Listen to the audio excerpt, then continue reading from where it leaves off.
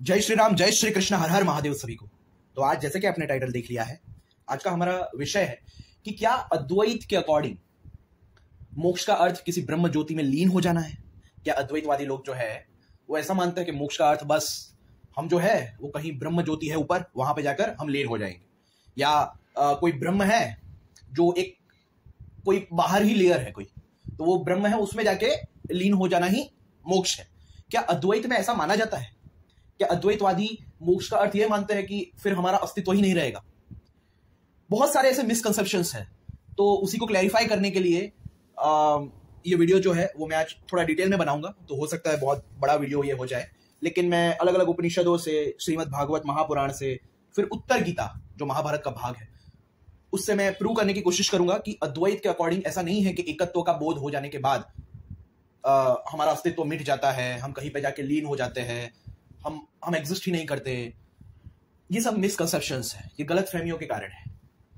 जैसे ब्रह्म ज्योति, जितने भी शास्त्र है हमारे, उन शास्त्रों में 2 या 3 जगह ब्रह्म ज्योति के बारे में वर्णन है कि ब्रह्म एक ज्योति है जो एक लेयर की तरह है, एक लेयर की तरह है, वो मतलब भगवान से निकलती हुई लाइट है। अब देखिए, अद्वैत ज्ञान मार्ग है, ज्ञानियों का मार्ग है, और अद्वैत के अकॉर्डिंग पहले ही हमें यह बता दिया जाता है कि ब्रह्म कोई दृष्टि का विषय है ही नहीं, वो दृष्टा है, यानी वो देखने वाला है। कोई जानने का विषय नहीं है, वो जानने वाला है। कोई मनन करने का विषय नहीं है, वो मनन करने वाला है। कोई सुनने का विषय नहीं है, वो सुनने वाला है। क्यों? क्योंकि वो सब्जेक्टिव रियलिटी है, वो कोई ऑब्जेक्ट नहीं है जिसे आप ऑब्जेक्टिफाई कर सको, जिसे आप अपना ऑब्जेक्ट ऑफ नॉलेज बना सको।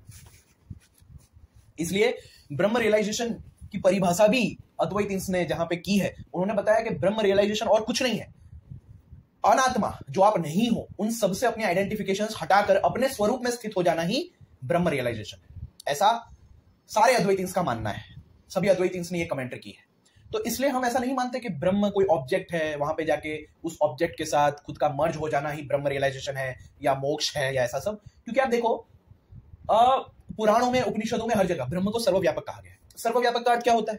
कि वो हर जगह है, सब कुछ उसके अंदर है। तो अगर वो सर्वव्यापक है, सब कुछ उसके अंदर है, तो वो कोई बाहर कोई लाइट कैसे हो सकती है जो बाहर किसी और जगह पे थोड़े स्पेस के ऊपर एग्जिस्ट कर रही हो? ये तो गलत है, श्रुतियों के अगेंस्ट है ये तो। इसलिए ये मानना कि वो कोई ज्योति है जो बाहर है, वो गलत है, अपने आप में गलत है। क्योंकि ब्रह्म को हम व्यापक मानते हैं, वो व्यापक है, उसके अंदर ये सब कुछ एग्जिस्ट कर रहा है, तो वो कोई बाहर कोई लाइट कैसे हो सकती है? और वो यहीं पे है, तो हम लीन कहां पे होंगे? जब वो सर्वव्यापक है तो हम लीन कहां पे होंगे? और अद्वैत के अकॉर्डिंग ब्रह्मन अलोन एग्जिस्ट, तो कौन लीन होने के लिए 2 चीजें चाहिए। पर जब एकमात्र ब्रह्म ही एग्जिस्ट कर रहा है, तो कौन किसमें लीन होगा? समझ रहे हो? तो इसलिए जीव और आत्मा की जो प्लेलिस्ट है, जो मैंने बनाई है पहले ही, कि understanding Advaita in its true sense, अगर इसे नहीं समझा तो फिर अद्वैत को कभी समझ नहीं पाओगे। ये सीरीज मैंने बनाई थी, जिसका मतलब प्लेलिस्ट, जिसका नाम है डिफरेंस बिटवीन जीवा एंड आत्मन। उससे हमें पता चलेगा कि कैसे अद्वैत के अकॉर्डिंग आत्मा पहले से ब्रह्म है, क्योंकि हम आत्मा को एक और व्यापक मानते हैं, और जीव जो कि सूक्ष्म शरीर है उसको हम मानते हैं कि सूक्ष्म शरीर जो है वही एक शरीर से दूसरे शरीर में जाता रहता है, जब तक हमारे में डिजायर्स है, अटैचमेंट्स है, संस्कारास है, एक्सेट्रा। अहंकार तत्व से युक्त हुआ ये सूक्ष्म शरीर ही एक शरीर से दूसरे शरीर में जाता है, जब तक वो खुद को व्यापक रूप में रियलाइज ना कर ले। और वो व्यापक रूप ही आत्मा की अनुभूति है, सॉरी अनुभूति नहीं बोल सकते, रियलाइजेशन है, खुद के स्वरूप का रियलाइजेशन है, और वही ब्रह्म रियलाइजेशन। ऐसा अद्वैत के अकॉर्डिंग है। तो अद्वैत के अकॉर्डिंग ऐसा नहीं आत्मा ब्रह्म में लीन हो जाएगी।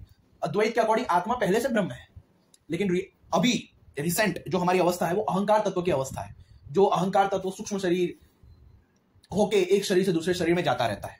तो वो सीरीज जो है वो अच्छे से देखिए, प्लेलिस्ट पूरी 7 भाग है। वो 7 भाग देखने पर आपको ये सारे डाउट्स चले जाएंगे, अपने आप आपको अद्वैत समझ आ जाएगा। और वो प्लेलिस्ट सिर्फ अद्वैत को ही नहीं, अद्वैत विरोधी समस्त सिद्धांतों का खंडन भी करती है। अगर आपने वो जीव और आत्मा की प्लेलिस्ट अच्छे से देख ली और समझ ली, तो आप किसी भी अद्वैत विरोधी सिद्धांत का खंडन आराम से कर सकते हैं।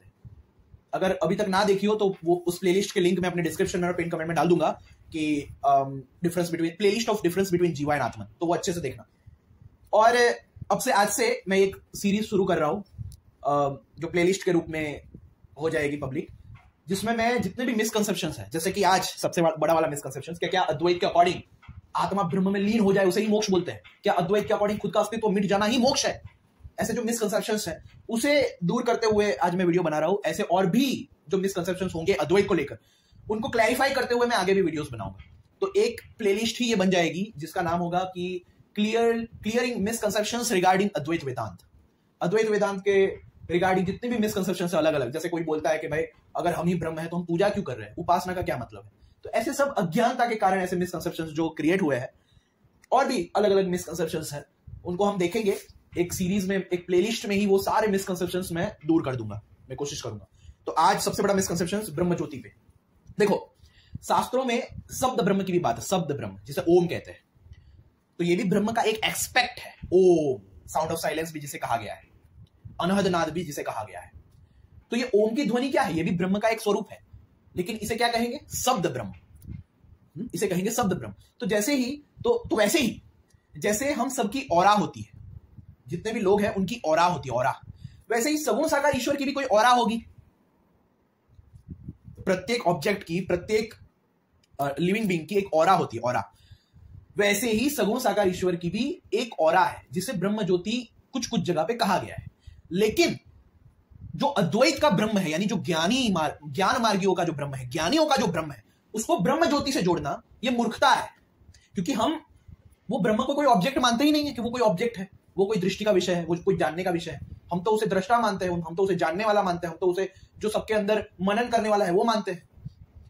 तो फिर ये कहना कि अद्वैत के अकॉर्डिंग ब्रह्म ज्योति है कोई बाहर, वहां पे जाके लीन हो जाना ही मुक्ति है, यह ज्ञानता है, यह ज्ञानता है। क्योंकि अद्वैत में निधिध्यासन अलग है, मन से परे जाने की बात की जाती है, और ब्रह्म ज्योति ये सब जो भी कुछ एग्जिस्ट करता है वो सब मन के अंदर एग्जिस्ट करता है, क्योंकि वो हम देखते हैं, वो ऑब्जेक्ट है। जितनी भी चीजें जो ऑब्जेक्ट है, अद्वैत उसकी ओर ध्यान ही नहीं देता। अद्वैत बात करता है सब्जेक्टिव रियलिटी की, जो सब्जेक्टिव रियलिटी है, सबके अंदर जो जानने वाला है, उसकी बात करता है अद्वैत वेदांत। तो ये बहुत भारी मिसकंसेप्शन है, और ये भी मैं बताऊंगा कि अद्वैत के अकॉर्डिंग मोक्ष के बाद क्या होता है। क्योंकि कितने लोग मानते हैं कि अद्वैत में भाई मुक्ति का एक ही अर्थ है, कहीं पे जाके लीन हो जाओ, बस अपना अस्तित्व मिट जाए, वहां पे जाके लाइट, हर जगह लाइट, बस यही अद्वैत की मुक्ति है, ऐसा भी मानते हैं। तो ये सारे मिसकंसेप्शन है रियलिटी में, जिसको मैं दूर करने की कोशिश करूंगा आज। तो छांडोग्य उपनिषद से शुरू करते हैं। छांडोग्य उपनिषद देखो शंकर भाष्य ही है आदि शंकराचार्य जी का, क्योंकि अद्वैत के रिगार्डिंग समझाना है लोगों को कि अद्वैत के अकॉर्डिंग मोक्ष क्या होता है। तो इसलिए आदि शंकराचार्य की कमेंट्री जरूरी है, नहीं तो लोग बोलेंगे कि हाँ ये तो तुम बोल रहे हो ना, लेकिन क्या पता आदि शंकराचार्य के अकॉर्डिंग अद्वैत रियलाइजेशन या मोक्ष का अर्थ ये होगा कि कहीं ब्रह्म ज्योति में जाकर लीन हो जाना। ऐसा कितने लोग बोल सकते हैं। तो इसलिए आदि शंकराचार्य का भाष्य दिखाना जरूरी है कि भाई आदि शंकराचार्य के अकॉर्डिंग भी ऐसा नहीं है अद्वैत में कि मोक्ष का अर्थ भाई कहीं पे जाके लीन हो जाना, अपना अस्तित्व मिट जाना, ऐसा नहीं है। तो देखते हैं, यह है छांडोग्य उपनिषद, यह अध्याय 7वां है, 7वां अध्याय 7.25, 25th खंड है ये, और उसमें हम देखेंगे सेकंड वर्स। अर्थात आत्मादेश, कि अब आत्मा यानी जो आत्म स्वरूप है, हम सबकी रियलिटी है, उसको समझाया जाएगा कि वो क्या है। तो यहां पे देखो ये अलग अलग, ये सबसे इंपॉर्टेंट है, आत्मा एव इदम सर्वमिति, आत्मैव इदम सर्वमिति। जैसे अलग अलग जो सेक्टेरियन उपनिषद होते हैं, अलग अलग जो गीताएं होती है, उसमें जिस देवता का नाम होता है उसका नाम देके बोल देते हैं कि वासुदेव सर्वमिति, नारायण एव सर्वमिति। शिव जी रिलेटेड उपनिषदों में और शिव जी रिलेटेड जो गीताएं है उसमें ये बोलेंगे कि अल्टीमेट रियलाइजेशन ये है कि ये सब कुछ शिव स्वरूप देखो। फिर देवी रिलेटेड जितनी भी गीताएं है वहां पे लिखा जाएगा ये सब कुछ देवी स्वरूप है, देवी एव इदम सर्वमिति। फिर गणेश जी तो गणेश जी। तो ऐसे सब जितने भी अलग अलग इष्ट देवताओं के उपनिषद या उनकी गीताएं हैं उनमें उनका नाम देके अद्वैत रियलाइजेशन की बात होगी। लेकिन जो मेन 11 उपनिषद है डायरेक्ट, उसमें डायरेक्टली आत्मा की बात की जाती है, डायरेक्टली आत्मा की, कि आत्मा एव इदम सर्वमिति। देखो अब आत्मा रूप से ही भूमा का आदेश किया जाता है। आत्मा ही नीचे है, आत्मा ही ऊपर है, आत्मा ही पीछे है, आत्मा ही आगे है, आत्मा ही दाईं ओर है और आत्मा ही बाईं ओर है, और आत्मा ही यह सब है, आत्मा ही यह सब है, यानी आत्मैव इदम सर्वम इति। वह यह इस प्रकार देखने वाला, इस प्रकार मनन करने वाला तथा विशेष रूप से इस प्रकार जानने वाला आत्मरति, आत्मक्रीड, आत्ममिथुन और आत्मानंद होता है। वह स्वराट है, संपूर्ण लोकों में उसकी यथेच्छ गति होती है। देखो यहां पे पॉइंट है कि अगर अद्वैत रियलाइजेशन का अर्थ यह होता कि हमारा अस्तित्व मिट जाता, अगर अद्वैत रियलाइजेशन का अर्थ यह होता कि किसी ब्रह्म ज्योति में लीन हो जाना, वननेस का रियलाइजेशन यानी किसी ब्रह्म ज्योति में लीन हो जाना, अगर यह होता तो यहां पे यह बात कैसे आ सकती थी कि संपूर्ण लोकों में उसकी यथेच्छ गति होती है, कि जितने भी लोकांतर है, डायमेंशंस है, कुछ भी है, वहां पे वो अपनी यथेच्छ गति कर सकता है, जहां चाहे जा सकता है। तो इससे यह पता चला कि ये जो रियलाइजेशन है कि आत्मा ही यह सब कुछ है, यानी अद्वैत रियलाइजेशन कि ये सब आत्मा स्वरूप ही है, उस रियलाइजेशन का अर्थ ये नहीं है कि हमारा अस्तित्व मिट गया। क्योंकि अगर ये होता तो यहां पे ये बात नहीं आती कि संपूर्ण लोकों में उसकी यथेच्छ गति होती। अगर वननेस रियलाइजेशन का अर्थ ये होता कि ब्रह्म ज्योति में जाके लीन हो जाना, हाँ, कि हमारा अस्तित्व ना रहना, हम ब्रह्म में समा जाएंगे कहीं पे, जो ब्रह्म पता नहीं कहां है इनके अनुसार, अगर वननेस रियलाइजेशन या अद्वैत रियलाइजेशन ये होता, अगर मोक्ष इसे मानता अद्वैत, तो यहां पे ये चीज कभी नहीं आती कि संपूर्ण लोकों में उसकी यथेच्छ गति होती है। किंतु जो इससे विपरीत जानते हैं, यानी जो ये नहीं जानते कि ये सब कुछ आत्मस्वरूप है, वे अन्य राट, यानी जिनका राजा अपने से भिन्न कोई और है, ऐसे, और क्षय लोक, यानी जिसका विनाश हो जाए, ऐसे लोगों को प्राप्त होते रहते हैं। यानी जो ऐसा नहीं जानते हैं वो हमेशा दूसरों के अधीन रहते हैं, प्रकृति के अधीन रहते हैं, अलग अलग जो योनियां हैं जो उनसे श्रेष्ठ है उन योनियों के अधीन रहते हैं, और अपने प्रकृति के गुणों के अधीन रहते हैं, और लोक लोकास के भी अधीन रहते हैं। इसलिए वो हमेशा विनाशशील लोक को प्राप्त होते ही रहते हैं। क्यों? क्योंकि उन्हें ये अद्वैत रियलाइजेशन नहीं होता। तो उनकी संपूर्ण लोकों में स्वेच्छा गति नहीं होती। किसकी? जो इस वननेस को रियलाइज नहीं करता है उसकी। देखो अब आगे आत्मादेश है, अर्थात केवल सत्य स्वरूप शुद्ध आत्मा के द्वारा ही आदेश किया जाता है। सब और सब कुछ आत्मा ही है। इस प्रकार आकाश के समान सर्वत्र पूर्ण एक अज और अनन्य आत्मा को देखने वाला वह यह विद्वान मनन और विज्ञान के कारण आत्मरति, यानी आत्मा में ही जिसकी रति अर्थात रमण है, ऐसा आत्मरति और आत्मक्रीड होता है। ये देखिए, ये आदि शंकराचार्य का भाष्य है इसके ऊपर। आत्मक्रीड हो जाता है, आत्मा में ही उसकी रति हो जाती है, वो आत्मानंद में ही रहता है सदा। क्यों? क्योंकि सब और वो आत्मस्वरूप को ही देखता है। अद्वैत रियलाइजेशन उसे प्राप्त हो जाता है।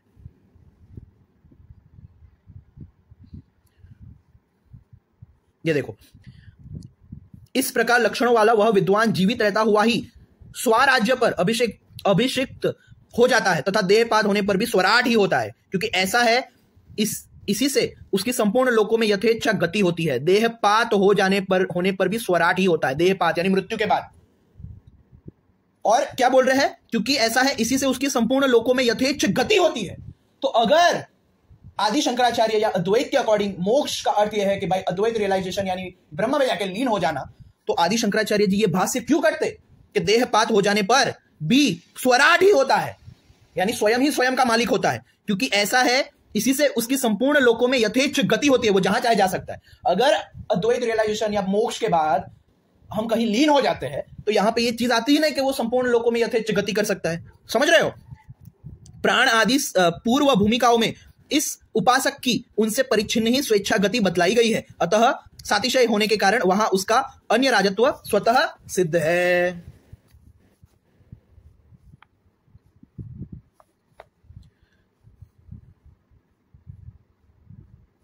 अब यहां पे देखिए 26th खंड है ये। इस प्रकार देखने वाले, इस प्रकार मनन करने वाले और इस प्रकार जानने वाले इस विद्वान के लिए आत्मा से प्राण, आत्मा से आशा, आत्मा से स्मृति, आत्मा से आकाश, आत्मा से तेज, आत्मा से जल, आत्मा से आविर्भाव और तिरोभाव, आत्मा से अन्न, आत्मा से बल, आत्मा से विज्ञान, आत्मा से ध्यान, आत्मा से चित्त, आत्मा से संकल्प, आत्मा से मन, आत्मा से वाक, आत्मा से नाम, आत्मा से मंत्र, आत्मा से कर्म और आत्मा से ही यह सब हो जाता है। वो सब कुछ आत्मस्वरूप देखता है। सत का आत्मस्वरूप के ज्ञान होने के पूर्व प्राण से लेकर नाम पर्यंत, यानी जब तक उसे ज्ञान नहीं था तब तक ये सारी चीजों को वो अपने आत्मा से भिन्न देखता था। किंतु अब सत का आत्मत्व ज्ञात होने पर वे अपने आत्मा से ही हो गए। इसी प्रकार विद्वान का और भी सब व्यवहार आत्मा से ही होने लगता है। अब ये देखो, इस विषय में यह मंत्र है, विद्वान न तो मृत्यु को देखता है, न रोग को, और न दुखत्व को ही। वह विद्वान सबको आत्म रूप ही देखता है, अतः सबको प्राप्त हो जाता है। वह एक होता है, फिर भी वही 3, 5, 7 और 9 रूप हो जाता है। फिर वही 11 कहा गया है, तथा वही 100, 10, 1 सहस्त्र और 20 भी होता है। आहार शुद्धि होने पर अंतःकरण की शुद्धि होती है, अंतःकरण की शुद्धि होने पर निश्चल स्मृति होती है, तथा स्मृति की प्राप्ति होने पर संपूर्ण ग्रंथियों की निवृत्ति हो जाती है। इस प्रकार जिनकी वासनाएं क्षीण हो गई थी, उन नारद जी को भगवान सनत कुमार ने, ये सनत कुमार और नारद जी के बीच संवाद है छांदोग्य उपनिषद में, अज्ञान अंधकार का पार दिखलाया। उन सनत कुमार जी को स्कंद ऐसा कहते हैं, स्कंद ऐसा कहते हैं।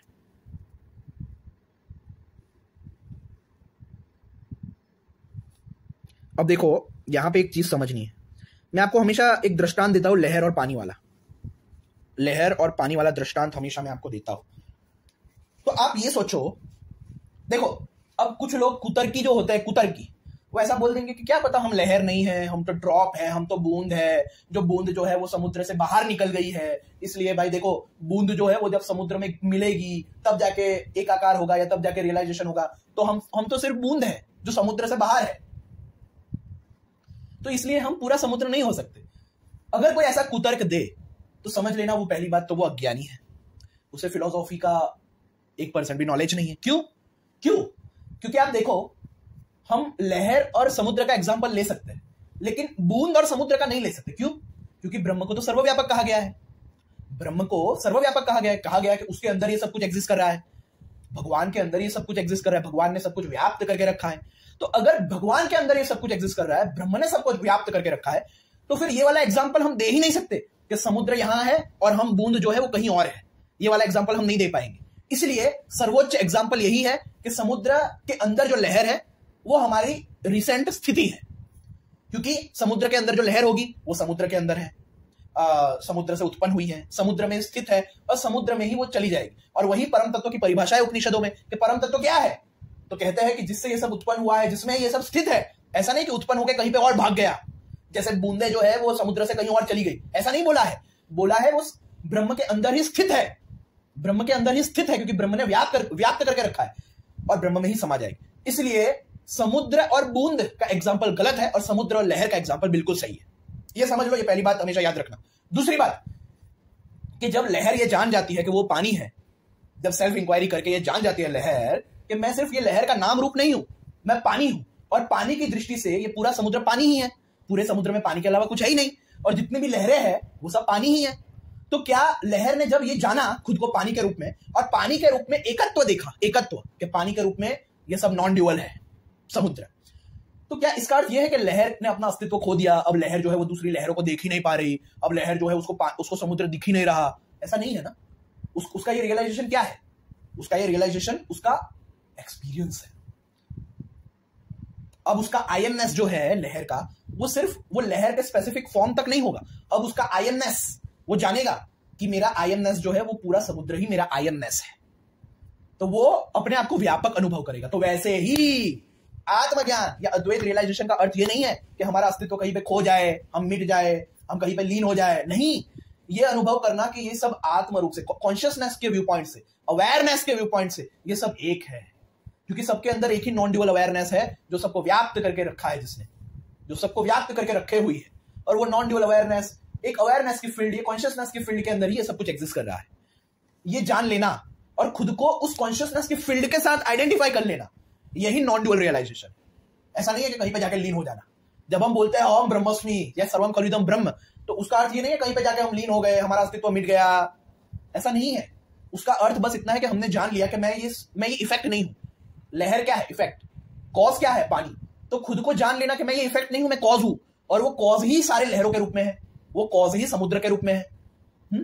तो वैसे ही खुद को जान लेना कि मैं ये शरीर नहीं हूं, मैं अवेयरनेस हूं, मैं और परवैसिव अवेयरनेस हूं, और वो अवेयरनेस ये जो भी कुछ एग्जिस्ट कर रहा है उसकी अंडरलाइन रियलिटी, उसका एसेंस है। तो ये जान लेना कि आई am the field of consciousness, जिसने सब कुछ व्याप्त करके रखा है। यह है अद्वैत रियलाइजेशन। लहर अगर जान जाए कि मैं पानी हूं और पूरे समुद्र में पानी के अलावा कुछ नहीं है, तो ऐसा नहीं है कि लहरों को देखना बंद कर देगी। हाँ, उसका व्यू पॉइंट बदल जाएगा।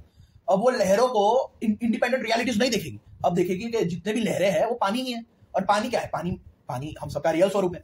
तो ये सारे लहरें रियलिटी में मेरा ही स्वरूप है, क्योंकि मैं पानी हूं। तो इस रियलाइजेशन को कहते हैं अद्वैत रियलाइजेशन।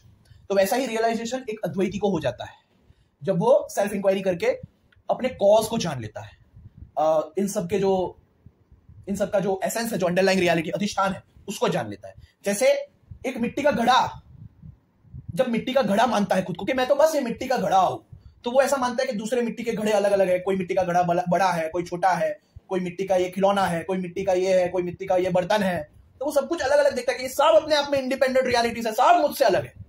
लेकिन वही मिट्टी का घड़ा जब स्वयं को जान लेता है कि मेरा वास्तविक स्वरूप मिट्टी है, और मिट्टी की दृष्टि से जब वो मिट्टी के बने पदार्थों को देखता है, तो उसे यह पता चलता है कि ये जितने भी मिट्टी के पदार्थ है वो मिट्टी ही है।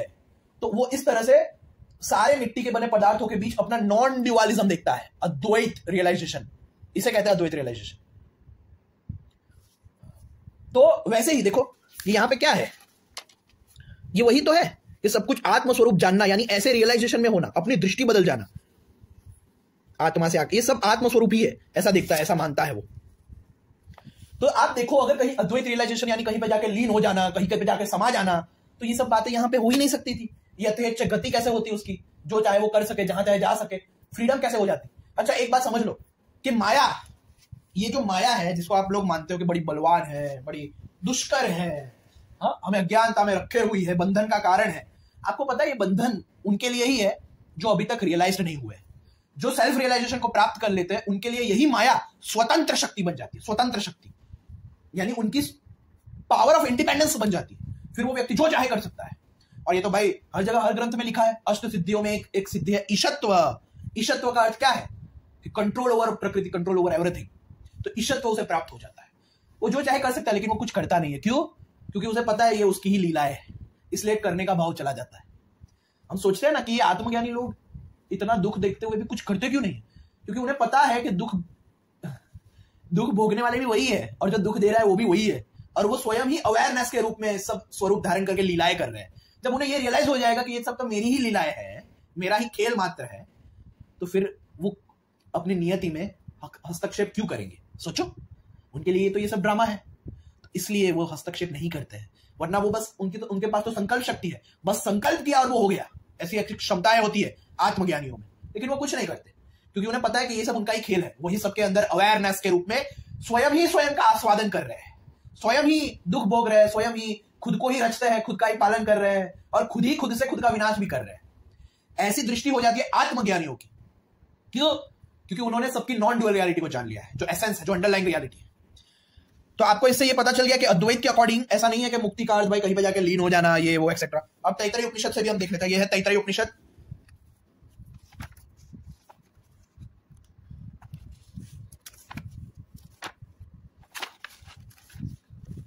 तो आपको ये सारी चीजें समझनी पड़ेगी अच्छे से, और इसीलिए जीव और आत्मा की सीरीज देखना बहुत जरूरी है। वो प्लेलिस्ट आप लोग देख लीजिए, मैं गारंटी देता हूं अद्वैत पूरा समझ में आ जाएगा, पूरा A to Z। ये देखो, ये एकत्व, ये देखो उसका एकत्व कैसे है।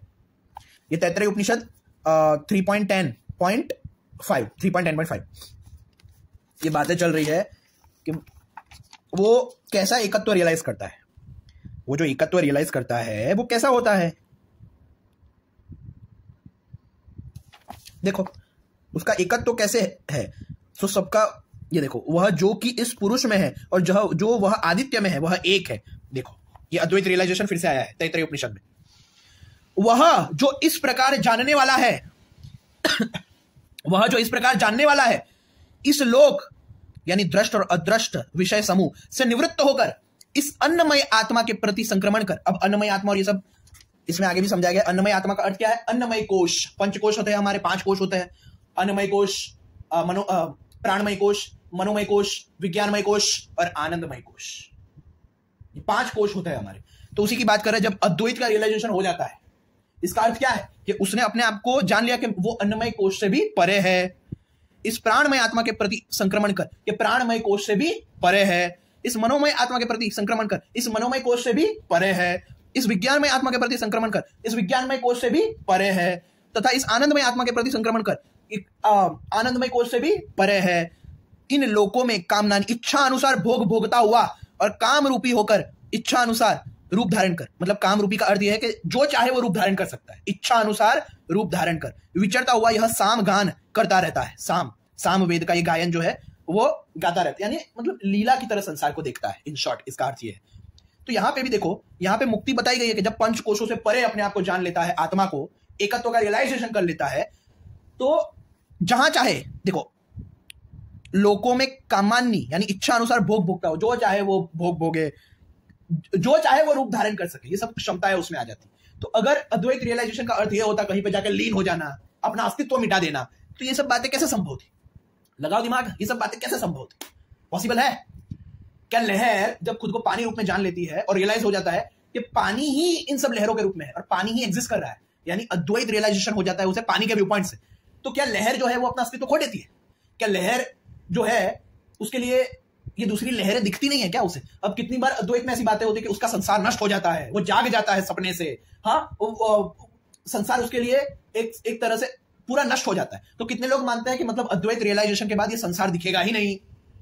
हाँ, जाग जाएंगे तो ये संसार दिखेगा ही नहीं। एक तरह से अगर सपने के समान मानेंगे तो अगर सपने से जाग गए तो ये संसार एग्जिस्ट नहीं करेगा। तो उनका ये इंटरप्रिटेशन गलत है, क्योंकि सपने का एग्जाम्पल और इवन ये संसार नष्ट हो जाएगा उसके लिए, उसका एग्जाम्पल सिर्फ ये समझाने के लिए है कि उसकी दृष्टि बदल जाएगी। पहले वो संसार को ऐसा मानता था कि ये सब अलग अलग है, सब अपने आप में इंडिपेंडेंट रियलिटीज है, लेकिन अब उसका ये जो रॉन्ग परसेप्शन है वो नष्ट हो जाएगा, वो मिट जाएगा, सपने से जाग जाएगा। उसका अर्थ ये नहीं है कि मतलब ये जगत दिखना बंद हो जाएगा, सपने से जाग जाएगा का अर्थ ये है अब उसे पता चल जाएगा कि मेरा जो परसेप्शन था जगत को देखने का वो गलत था। मैं ऐसा मानता था कि ये सब कुछ अलग अलग है, पर रियलिटी में ये एक ही नॉन ड्यूअल जो अंडरलाइंग रियलिटी है, जो कॉज है, उसी का ये इफेक्ट है, उसी का एक स्वरूप है ये।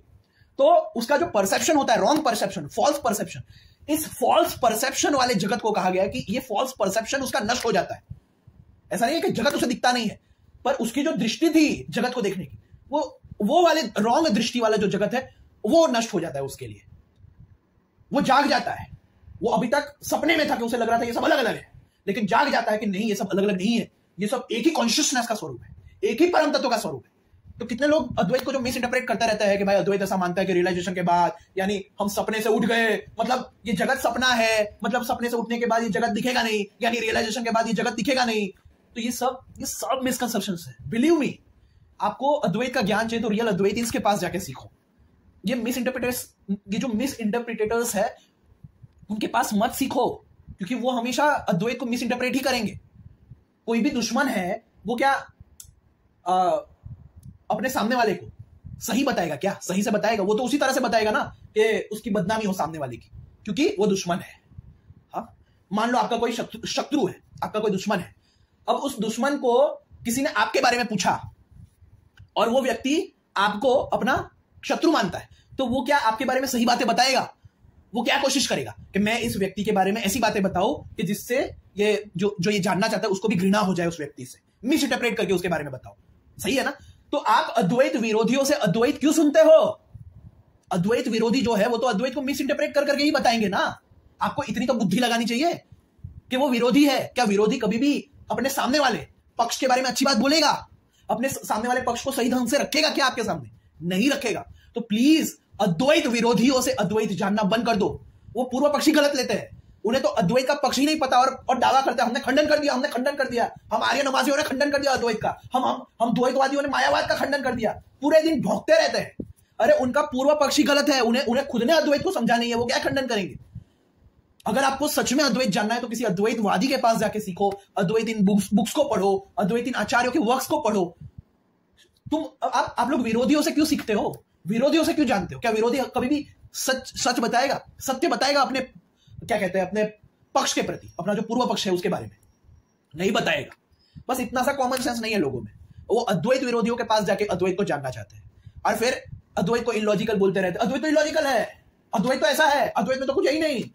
हाँ, अद्वैत तो भाई साकार को मानता ही नहीं है और पता नहीं क्या क्या क्या बोलूं अब मैं। लेकिन आपको समझना चाहिए यार, थोड़ा मैच्योर होना पड़ेगा। स्पिरिचुअलिटी में भी अगर मैच्योर नहीं रहोगे तो क्या मतलब है? You are religious childish believers. तो अद्वैत हमेशा अद्वैती के पास जाके सीखो। अद्वैत विरोधियों का सुन के अद्वैत के बारे में मिसकंसेप्शंस मत पालो। फिर से मैं बोल रहा हूं, अद्वैत विरोधियों की बातें पढ़ के या सुन के अद्वैत के बारे में मिसकंसेप्शंस मत पालो। उससे अच्छा किसी अद्वैती के पास जाके सीखो, तो पता चलेगा रियल अद्वैत क्या है। ये देखो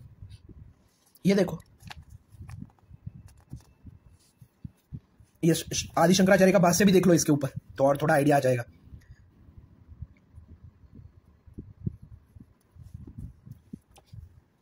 वह सर्वज्ञ ब्रह्म रूप से एक साथ संपूर्ण भोगों को प्राप्त कर लेता है। ये देखो, एक मिनट यहां से, परंतु यदि आत्मा का एकत्व स्वीकार किया जाए तब तो काम और कामित्व का होना ही असंभव होगा, क्योंकि संपूर्ण भेद जात आत्मस्वरूप ही है। ऐसी अवस्था में इस प्रकार जानने वाला उपासक ब्रह्म रूप से किस प्रकार एक ही साथ संपूर्ण, ये देखो ये क्वेश्चन उठाया है आदि शंकराचार्य जी ने ही खुद क्वेश्चन उठाया है ताकि इसका आंसर देंगे, संपूर्ण भोगों को प्राप्त कर लेता है। सो बतलाया जाता है उसका सर्व आत्म भाव संभव होने के कारण ऐसा हो सकता है। सर्व आत्म भाव के जो भी कुछ है वो आत्म स्वरूप है, ऐसा अंदर से उसे रियलाइजेशन होता है। समझ रहे हो? अंदर से उसे ये रियलाइजेशन रहता है। अब वो खुद को सिर्फ बॉडी नहीं मानता है ना, वो ऐसा मानता है कि मैं सिर्फ ये बॉडी के अंदर हूं। वो अब ये मानता है कि मैं सर्वव्यापक हूं, ये सब कुछ मेरे अंदर है। उसका सर्व आत्मत्व किस प्रकार संभव है? सो बतलाते हैं पुरुष और आदित्य में स्थित आत्मा के एकत्व ज्ञान से उनके उत्कर्ष और अपकर्ष का निराकरण कर आत्मा के अज्ञान से कल्पना किए हुए अन्नमय से लेकर आनंदमय पर्यंत संपूर्ण कोशों के प्रति संक्रमण कर जो सबका फल स्वरूप है, उस अदृश्य आदि धर्म वाले स्वाभाविक आनंद स्वरूप अजन्मा अमृत अभय अद्वैत एवं सत्य ज्ञान और अनंत ब्रह्म को प्राप्त हो इन भूह आदि लोकों में संचार करता हुआ, इस प्रकार इन व्यवधान युक्त पदों से इस वाक्य का संबंध है। किस प्रकार संचार करता हुआ? तो आदि शंकराचार्य के भाष्य से ही देख लो। अगर वो ऐसा मानते हैं कि एकत्व का बोध यानी लीन हो जाना, हमारा अस्तित्व मिट जाना, तो वो यहाँ पे कमेंट्री में ये सब क्यों लिखते हैं? थोड़ा सा दिमाग लगाओ, क्यों लिखते? जिसको इच्छा से ही अन्न प्राप्त हो जाए उसे कामान्नी कहते हैं। देखो, कामान्नी हो जाता है यानी जो कामना करता है वो तुरंत, मतलब संकल्प शक्ति आ जाती है उसमें, सत्य संकल्पता आ जाती है कि जो संकल्प करता है वो तुरंत फलीभूत हो जाता है एक ही सेकंड में। तथा जिसे इच्छा से ही इष्ट रूपों की प्राप्ति हो जाए, यानी जो चाहे वो रूप भी धारण कर सकता है, ऐसी क्षमता आ जाती है।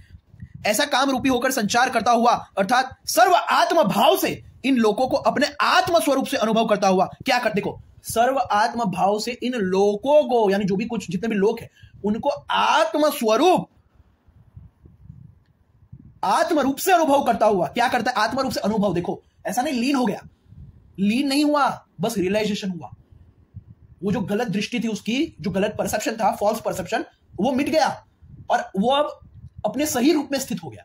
वो सही रूप क्या है? I am the self of all, सर्व आत्म भाव। इस साम का गान करता है।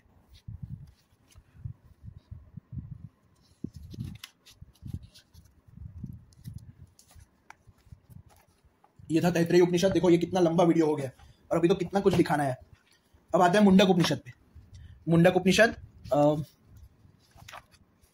क्योंकि ये गलतफहमी दूर करनी जरूरी है, क्योंकि ये सिर्फ गलतफहमी कुछ लोगों को नहीं है, बहुत लोगों को, कि भाई वननेस का अर्थ क्या होगा, कि भाई बस कहीं पे जाके लीन हो जाओ, ब्रह्म में जाके लीन हो जाओ, बस यही वननेस है, बस यही है वननेस। पर ऐसा नहीं है, हम पहले से ही वो है, हम लीन क्यों होंगे? कहां होंगे? जब उसके अलावा कुछ एग्जिस्ट ही नहीं करता है, ऐसा मानता है अद्वैत, तो हम लीन कहां पे होंगे? जहां जहां लीन होने की बात की गई है ना, वहां ये हमारा जो मन है, जो इंद्रिया है, जो अहंकार है, ये सब लीन हो जाता है। कुछ कुछ जगह पे जहां पे भगवान में लीन हो जाना, उसका अर्थ क्या है? लीन कौन होता है? मन लीन होता है, बुद्धि लीन हो जाती है। तो ये सारे चीजें जो अभी तक हमें बांधे हुए थी, हमारे बंधन का कारण थी, जिसके साथ हमारे फॉल्स आइडेंटिफिकेशंस थे, ये फॉल्स आइडेंटिफिकेशंस वाली फॉल्स आइडेंटिटीज लीन हो जाती है। जीव भाव लीन हो जाता है हमारे आत्म भाव में, जो कि हमारा रियल स्वरूप है, और वो आत्म भाव ही ब्रह्म भाव है। याद रखो, आत्मा को हम अलग अलग नहीं मानते अद्वैत में, आत्मा को हम एक और व्यापक मानते हैं, जीव को अनेक मानते हैं, और जीव को हम सूक्ष्म शरीर मानते हैं। जब तक ये सूक्ष्म शरीर का भाव है तब तक हमें लगेगा कि मैं अलग अलग हूं, मैं तो एक शरीर से दूसरे शरीर में जा रहा हूं। तो इस भाव का नष्ट हो जाना, ये भाव ही लीन हो जाता है हमारे वास्तविक स्वरूप में, आत्म स्वरूप में। ये समझो इस बात को। जीव और आत्मा की प्लेलिस्ट देखो, ये सारी चीजें क्लियर होगी।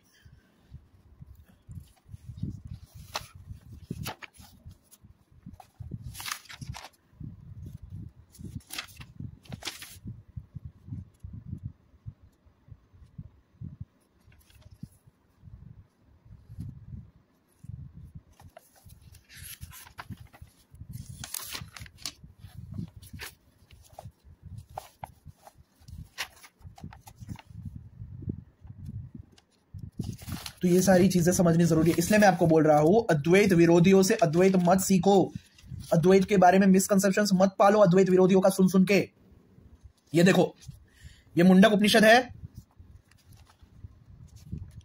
3.1.10 आत्मज्ञ का वैभव और उसकी पूजा का विधान, जो आत्मस्वरूप जान। देखो, इस प्रकार जो ऊपरयुक्त सर्व आत्मा को आत्मा रूप से जानता है, उसका सर्वात्मा होने से ही सर्व प्राप्ति रूप फल बतलाते हैं। यानी जो सर्वात्मा भाव में स्थित हो जाता है, यानी अद्वैत रियलाइजेशन में जो स्थित हो जाता है, जो नॉन ड्यूअलिज्म में जो स्थित हो जाता है कि सब कुछ नॉन ड्यूअल है, तो उसके साथ क्या होता है? सर्व प्राप्ति रूप फल बतलाते हैं। उसके साथ ये होता है कि यम यम लोकम मनसा संविभाति, कि देखो जिस वह विशुद्ध चित्त आत्मवेत्ता यानी आत्मज्ञानी मन से जिस जिस लोक की भावना करता है और जिन जिन भोगों की भोगों को चाहता है, वह उसी लोक और उन्हीं भोगों को प्राप्त कर लेता है।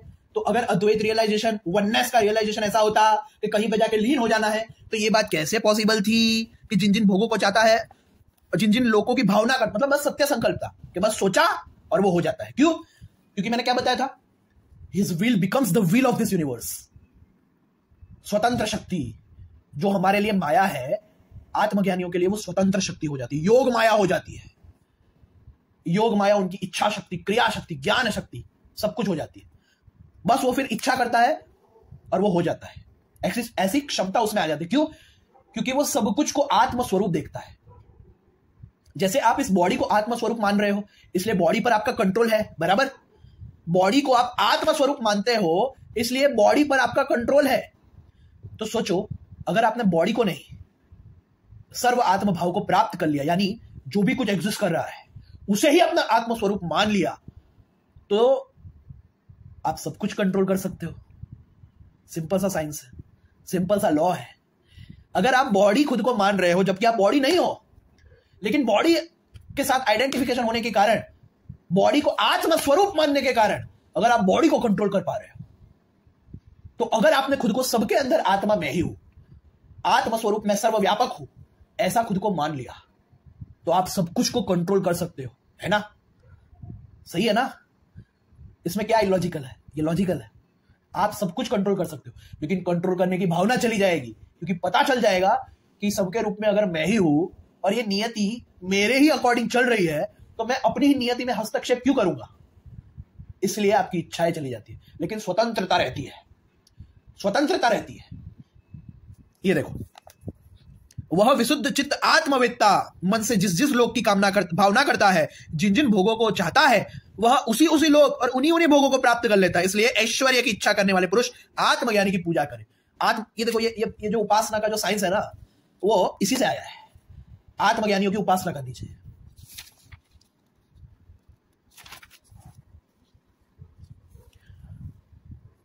ये देखो, आत्मवेत्ता जिस पितृ लोक आदि लोक की मन से इच्छा करता है, अर्थात ऐसा संकल्प करता है कि मुझे या किसी अन्य को अमुक लोक प्राप्त हो, अथवा वह जिन कामना यानी भोगों की अभिलाषा करता है, उसी उसी लोक तथा अपने संकल्प किए हुए उन्हीं उन्हीं भोगों को वह प्राप्त कर लेता है। अतः ऐश्वर्य की इच्छा करने वाले पुरुष उस विशुद्ध चित्त आत्मज्ञानी का पाद प्रक्षालन, शुश्रूषा एवं नमस्कार आदि द्वारा पूजन करे, क्योंकि विद्वान सत्य संकल्प होता है, यानी आत्मज्ञानी सत्य संकल्प हो जाता है, इसलिए वह पूजनीय ही है।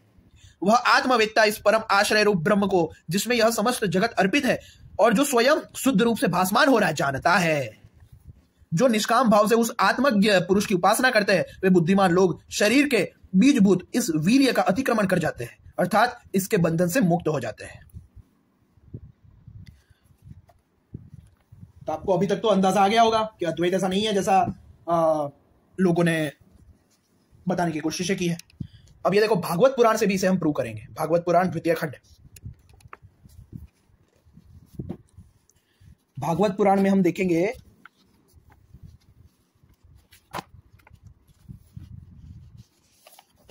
सुखदेव जी का अंतिम उपदेश, सबसे इंपॉर्टेंट।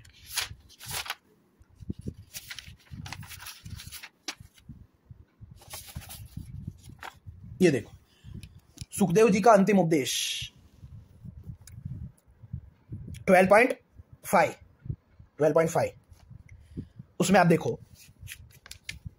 जैसे घड़ा फूट जाने पर आकाश पहले की ही बात अखंड रहता है, परंतु घटाकाष्ठा की निवृत्ति हो जाने से लोगों को ऐसा प्रतीत होता है वह आकाश से मिल गया। वास्तव में तो वह मिला हुआ ही था। वैसे ही देहपात हो जाने पर ऐसा मालूम पड़ता है मानो जीव ब्रह्म हो गया। वास्तव में तो वह ब्रह्म था ही, उसकी अब्रह्मता तो प्रतीति मात्र थी। ये देखो, ये सब पढ़ने लायक है, लेकिन यहां से वो उपदेश देते निधिध्यासन का। हे राजन, तुम अपनी विशुद्ध एवं विवेकवती बुद्धि को परमात्मा के चिंतन से भरपूर कर लो और स्वयं ही अपने अंतर में स्थित परमात्मा का साक्षात्कार करो। देखो, तुम मृत्यु की भी मृत्यु हो, तुम स्वयं ईश्वर हो। ब्राह्मण के शाप से प्रेरित तक्षक तुम्हें भस्म न कर सकेगा। अजी, तक्षक की तो बात ही क्या, स्वयं मृत्यु और मृत्यु का समूह भी तुम्हारे पास तक न पटक सकेंगे। तुम इस प्रकार अनुसंधान चिंतन करो कि मैं ही सर्वा अधिष्ठान, अंडरलाइंग रियलिटी, सबका अधिष्ठान यानी the underlying reality of each and everything. मैं ही सर्वाधिष्ठान परब्रह्म हूं, सर्वाधिष्ठान ब्रह्म मैं ही हूं। इस प्रकार तुम अपने आपको अपने वास्तविक एक रस, अपने वास्तविक, ऐसा नहीं बोला ब्रह्म कोई और है वहां पे जाके लीन हो जाओ, नहीं, अपने वास्तविक स्वरूप, ये अपना वास्तविक स्वरूप है। ब्रह्म स्वरूप जो है वो हमारा वास्तविक स्वरूप है, वो कोई अन्य नहीं है कि हम जाके लीन हो जाएंगे तब हम ब्रह्म स्वरूप प्राप्त करेंगे ना। अपने वास्तविक एक रस अनंत अखंड रूप में स्थित कर लो अपने आप को, समझ रहे हो? वो हमारा वास्तविक स्वरूप है, वो कोई अलग नहीं है कि जिसमें लीन होने के बाद हम वो उस स्वरूप को प्राप्त करेंगे। No, it is wrong. सबसे बड़ा मिसकंसेप्शन है ये। वो हमारा वास्तविक स्वरूप है, व्यापक अवस्था हमारा वास्तविक स्वरूप है, अंडरलाइंग रियलिटी ऑफ एवरीथिंग हमारा वास्तविक स्वरूप है। अरे भाई, लहर का वास्तविक स्वरूप क्या है? पानी। लहर जब अपने आप को पानी के रूप में जान लेगी तो वो अपने आप को क्या अनुभव करेगी कि पूरा समुद्र मैं ही तो हूं, क्योंकि पूरा समुद्र पानी ही तो है। ये जितनी ये दूसरी लहरें हैं, मुझे डर लग रहा था कि मेरी तो मृत्यु हो जाएगी, मुझे डर लग रहा था कि ये बड़ी लहरें मुझे मार डालेगी, मेरी अज्ञानता थी, क्योंकि ये लहरें भी तो पानी ही है और पानी मैं हूं। तो खुद को वास्तविक स्वरूप में जानने के बाद भय मिट जाता है, क्योंकि ये पता चल जाता है जब कोई दूसरा है ही नहीं तो मुझे भय किससे हो। जब मेरी मृत्यु होनी ही नहीं वाली तो मुझे डर क्यों हो, किस बात का? तो अपने आपको अपने वास्तविक एकरस अनंत अखंड रूप में स्थित कर लो। उस समय अपनी विषैली जिभ लपलपाता हुआ, अपने होठों के कोने चाटता हुआ तक्षक आए और अपने विषपूर्ण मुखों से तुम्हारे पैरों में 10 ले, कोई परवाह नहीं बेटा। तुम अपने आत्म स्वरूप में स्थित होकर इस शरीर को और तो क्या सारे विश्व को भी अपने से पृथक ना देखोगे। क्यों? क्योंकि उसने जान लिया कि जो भी कुछ एग्जिस्ट कर रहा है उसकी जो अंडरलाइंग रियलिटी है, यानी जो उसका कॉज है, वो मेरा वास्तविक स्वरूप है। मिट्टी के घड़े ने रियलाइज कर लिया कि मैं मिट्टी हूं, और ये जितनी भी चीजें हैं मिट्टी की बनी, वो मिट्टी का ही स्वरूप है। लहर ने रियलाइज कर लिया कि मैं पानी हूं, और ये जितनी भी लहरें हैं वो पानी का ही स्वरूप है। गोल्ड के बने आभूषणों ने रियलाइज कर लिया कि मैं गोल्ड हूं, और ये जितने भी गोल्ड के बने आभूषण है वो गोल्ड का ही स्वरूप है। उसी तरह जब हम अपने वास्तविक स्वरूप में, जो कि इस सब का कॉज है, जो इन सब का एसेंस है, जो इन सब की नॉन ड्यूअल अंडरलाइंग रियलिटी है, उसको जब जान लेते हैं तब हमें यह पता चल जाता है कि जो भी कुछ एग्जिस्ट कर रहा है वो मुझसे अलग नहीं है, वो मैं ही हूं। सारे विश्व को भी अपने से पृथक ना देखो। आत्मा स्वरूप बेटा परीक्षित, तुमने विश्वात्मा भगवान की लीला के संबंध में जो प्रश्न किया था उसका उत्तर मैंने दे दिया। अब और क्या सुनना चाहते हो? अब देखो इसके नीचे भी, अब ये देखो 6 अध्याय है। सूत जी कहते हैं कि सौनक आदि ऋषियों, व्यास नंदन, सुखदेव मुनि समस्त चराचर जगत को अपनी आत्मा के रूप में अनुभव करते हैं। देखा अपने आत्मा के रूप में अनुभव करते हैं और व्यवहार में सबके प्रति समदृष्टि रखते हैं। भगवान के शरणागत एवं उनके द्वारा सुरक्षित राजर्षि परीक्षित ने उनका संपूर्ण उपदेश बड़े ध्यान से श्रवण किया। तो अगर सबको आत्म स्वरूप देखना, अगर कहीं पर जाकर लीन हो जाना होता तो यहां पे ये बात कैसे आती कि भाई सुखदेव जी जो है वो समस्त चराचर जगत को आत्म रूप से अनुभव कर रहे हैं या अनुभव करते हैं, फिर भी तो वो व्यवहार तो कर रहे हैं। पानी ने लहर ने जान लिया कि मैं पानी हूं, और ये जितनी भी लहरें हैं वो पानी ही है, फिर भी वो लहरों को तो देख रही है, व्यवहार कर रही है। समझ रहे हो?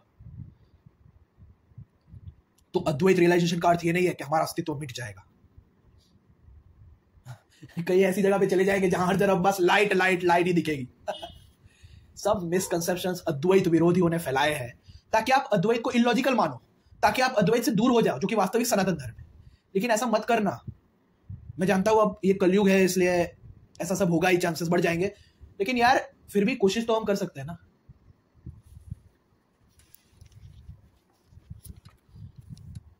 एक और चीज, इसी में एक और चीज, एक मिनट। उद्धव जी को भी भगवान श्री कृष्ण ने सेम बात बताई थी। रुको मैं बताता हूं। यह है, एक मिनट, एकादश खंड, उसका अध्याय 7वां 11.7.9 से देखेंगे।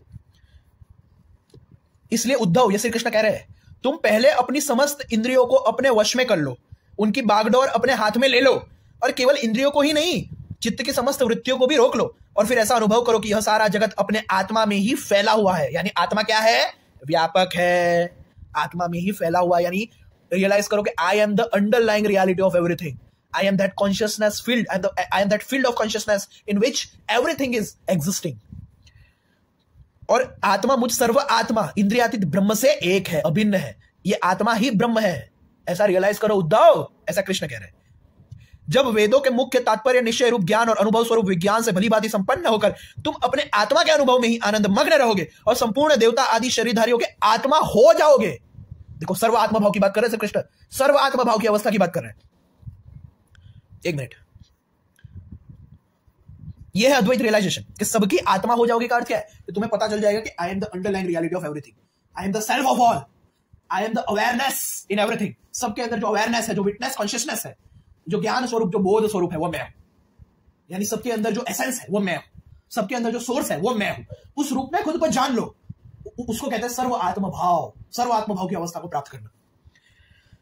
जब वेदों के मुख्य तात्पर्य निश्चय रूप ज्ञान और अनुभव स्वरूप विज्ञान से भलीभांति संपन्न होकर तुम अपने आत्मा के अनुभव में ही आनंद मग्न रहोगे और संपूर्ण देवता आदि शरीरधारियों के आत्मा हो जाओगे। इसलिए किसी भी विघ्न से तुम पीड़ित नहीं हो सकोगे, क्योंकि उन विघ्नों और विघ्न करने वालों की आत्मा भी तुम ही होगे। समझ रहे हो?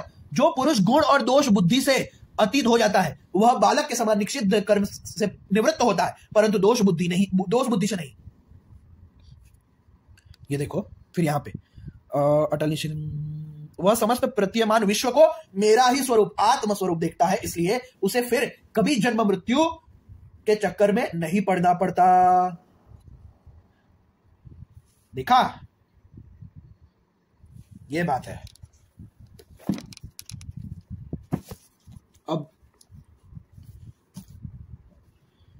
अब भागवत पुराण का ही प्रथम खंड देखेंगे।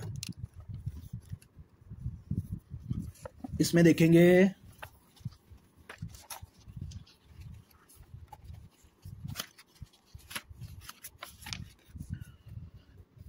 हाँ, ये नारद जी का रियलाइजेशन है। नारद मुनि कोई मामूली व्यक्ति नहीं है ये।